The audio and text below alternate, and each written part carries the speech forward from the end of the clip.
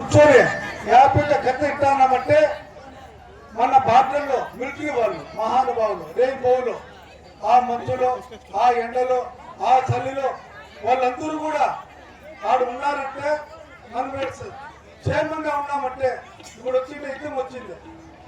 కనీసం భార్యను ఆడబెట్టి భర్తను కాల్చేసిన నా కొడుకు ఉన్నారు.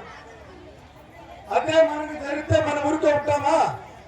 అదే మీకు జరిగితే మనం ఎంత బాధపడతాం, ఎంత సమర్పడతాం. కాబట్టి మీరు ఇంకా తెల్ల కొన్ని విషయాలు శివాజీ ఒక తూరు అందరూ కూడా నినాదాలు ఇద్దాం.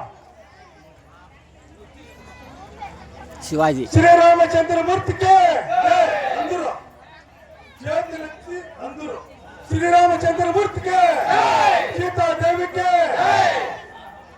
సీతాదేవికి, భారత్ మాతాకి, భారత్ మాతాకి, భారత్ మాతాకి, భారత్ మాతాకి. మనకన్నా భారతదేశం ముద్దు బిడ్డలు మనము. కాబట్టి అందరూ కూడా పేరు పేరున నేనే మీ దగ్గరికి వస్తా. పుస్తకం పెట్టుకొని కుర్చీలో కూర్చున్న వాళ్ళు నవ్వుతామా తెచ్చిపోయినారు కదా. ఇంత సంతోషంగా నవ్వుతారంటే మీరు ఎంతమ్మా 18 రోజులు 60 మంది కళాకారులు అరుణాసులు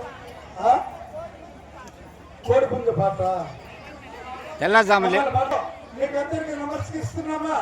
మహా తల్లులు, నా ఆడబిడ్డలు, నా తల్లిదండ్రులు, నా తాడుముట్టువులు, నా బామార్తులు, నా మామగారు అంతా ఇక్కడే ఉన్నారు.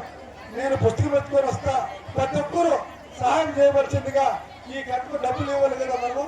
ప్రతి ఒక్కరు కూడా అందరూ అన్న చేనేత కార్మికులరా మీకు అందరికీ నమస్కరిస్తున్నామా. ప్రతి ఒక్కరూ సహాయం